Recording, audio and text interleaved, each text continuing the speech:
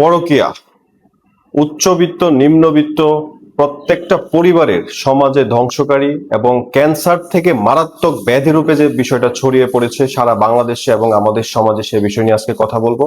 একজন অভিনেতার এই সংক্রান্ত একটা অভিযোগের ভিত্তিতে বিষয়টা আবারও আলোচনায় এসেছে, কিন্তু সমাজের প্রত্যেকটা স্তরে স্তরে এই বিষয়গুলা ঘটছে এবং নীরবে নিবৃতে, কেউ আপোষে কেউ জেনে না জেনার ভান ধরে এই বিষয়টি এড়িয়ে যাচ্ছেন।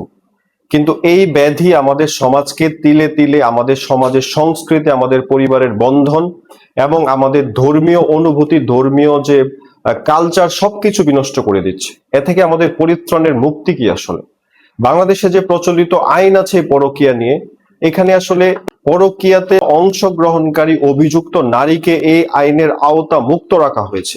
মানে কোনোভাবেই কোনো নারীকে পরকীয়ার অভিযুক্ত করা যাবে না। আমার মনে হয় এই বিষয়টা পরিপূর্ণ আইন দ্বারা সম্পূর্ণ নিয়ন্ত্রণ করা সম্ভব না।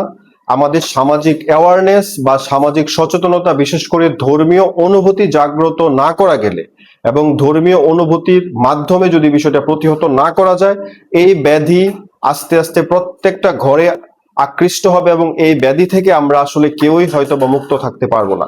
আমাদের সমাজ, আমাদের কালচার, আমাদের বর্তমান সমাজ ব্যবস্থা এই পরকীয়া, এই অশ্লীলতা এবং এই যে বেহায়াপনা, বেলাল্লাপনা, এগুলাকে আমরা উৎসাহিত করি বিভিন্ন ভাবে।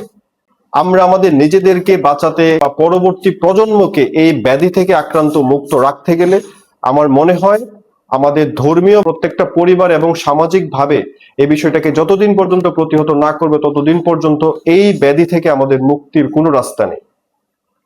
এবং এই পরকীয়া সংক্রান্ত বাংলাদেশে যে বিদ্যমান আইন আছে, আমার মনে হয় আইনের কঠোরতা আরো বাড়ানো দরকার এবং এই আইন সংশোধনের মাধ্যমে কঠোর বিধান সমাজে চালু করা দরকার। ধন্যবাদ।